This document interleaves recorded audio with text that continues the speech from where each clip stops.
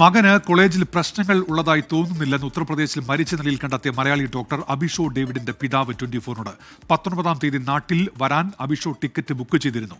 മരണത്തിൽ വിശദമായ അന്വേഷണം വേണമെന്ന് പിതാവ് ഡേവിഡ് ആവശ്യപ്പെട്ടു. അഭിഷയുടെ ഫാദർ അല്ലേ എന്ന് ചോദിച്ചു. ഞാൻ പറഞ്ഞത് അത് ഇങ്ങനെ അഭിഷോ സൂസൈഡ് ചെയ്തു. എനിക്ക് പെട്ടെന്ന് വിശ്വസിക്കാൻ പറ്റില്ല. എന്താണ്, ഞാൻ തിരിച്ച് അഭിഷയുടെ നമ്പറിൽ വിളിച്ചു.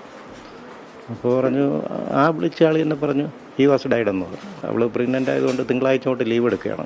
ഇപ്പോൾ ഇങ്ങോട്ട് വിളിച്ചുകൊണ്ട് വരാം എന്നുള്ള ഉദ്ദേശം. അത് വ്യാഴാഴ്ച അവരങ്ങോട്ട് വിളിച്ചുകൊണ്ട് പോട്ടെ എന്നുള്ള രീതിയിലൊക്കെ ചിന്തിച്ചിരിക്കുകയായിരുന്നു. നമ്മൾ അങ്ങനെ വേറെ ഒരു ഇതുമില്ല. അങ്ങനെ കോളേജിലുമായിട്ട് വേറെ ഒരു ടെൻഷനോ, ഇതിനേക്കാളും വലിയ ടെൻഷൻ നേരത്തെ ഫസ്റ്റ് ഇയറിലൊക്കെ ഉണ്ടായിരുന്ന സമയത്ത് 72 മണിക്കൂർ 80 മണിക്കൂറൊക്കെ ഡ്യൂട്ടി ചെയ്ത് അങ്ങനെയൊക്കെ പോയിക്കൊണ്ടിരുന്നു. ഇപ്പോൾ പിന്നെ സ്റ്റഡിയാണ്.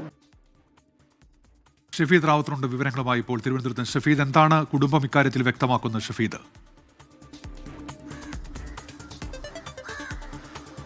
ഉന്മേഷ്, കഴിഞ്ഞ ദിവസമാണ് ഈ ഉത്തർപ്രദേശിൽ നിന്നും അഭിഷോ ഡേവിഡ് എന്ന് പറയപ്പെടുന്ന യുവ ഡോക്ടർ മരിച്ചു എന്നുള്ള ഒരു ഫോൺ വിളി ബന്ധുക്കൾക്ക് ലഭിക്കുന്നത്. തൃശൂർ മെഡിക്കൽ കോളേജിൽ MBBS പഠനം പൂർത്തീകരിക്കുകയും ഉപരിപഠനത്തിന് ഉത്തർപ്രദേശിൽ ബാബ രാഘവ് ദാസ് മെഡിക്കൽ കോളേജിൽ അനസ്തേഷ്യ വിഭാഗത്തിൽ ജൂനിയർ റെസിഡന്റായി പഠിക്കുകയുമായിരുന്നു ഈ അഭിഷോ എന്ന് പറയപ്പെടുന്ന യുവ ഡോക്ടർ.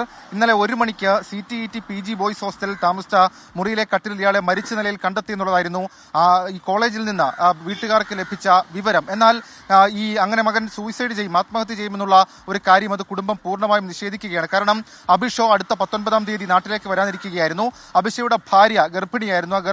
അതുമായി ബന്ധപ്പെട്ട ചില ചടങ്ങുകളടക്കം നടത്താൻ വേണ്ടി നാട്ടിലേക്ക് വരാൻ 19-ാം തീയതി ടിക്കറ്റ് അടക്കമുള്ള കാര്യങ്ങൾ ബുക്ക് ചെയ്തിരുന്നുവെന്നും മകനോട് അവസാനമായി സംസാരിക്കുമ്പോഴും മകൻ ഒരു തരത്തിലുള്ള പ്രശ്നവും ഉണ്ടായിരുന്നില്ലെന്നടക്കമുള്ള കാര്യങ്ങളാണ് ഇപ്പോൾ പിതാവ് ഡേവിഡ് ഇതുമായി ബന്ധപ്പെട്ട് വ്യക്തമാക്കിയിരിക്കുന്നത്. ഇക്കാര്യത്തിൽ വിശദമായ അന്വേഷണം ആവശ്യപ്പെട്ട് സർക്കാരിനെ സമീപിക്കാൻ ഒരുങ്ങുകയാണ് കുടുംബം. കൂടാതെ ഒരു കാര്യം കൂടി ഇതുമായി ബന്ധപ്പെട്ട് പറയാനുള്ളത്, ചില സംശയങ്ങൾ അത് അഭിഷോയുടെ കുടുംബത്തിനുണ്ട്. പക്ഷേ നിലവിൽ ഇപ്പോൾ ഈ ഉത്തർപ്രദേശിലെ കോളേജിലേക്ക് പോയിട്ടുള്ളത് അഭിഷോയുടെ സഹോദരനാണ്, ജ്യേഷ്ഠനാണ്. ഇയാൾ അവിടെ എത്തിയതിനു ശേഷം അക്കാര്യത്തിൽ പോലീസിനെ സമീപിക്കും എന്നുള്ള കാര്യം കൂടി ഇപ്പോൾ കുടുംബം അറിയിച്ചിട്ടുണ്ട്. ഉന്മേഷ്, ഷഫീദ് റാവുത്തറാണ് വിവരങ്ങൾ നൽകിയത്.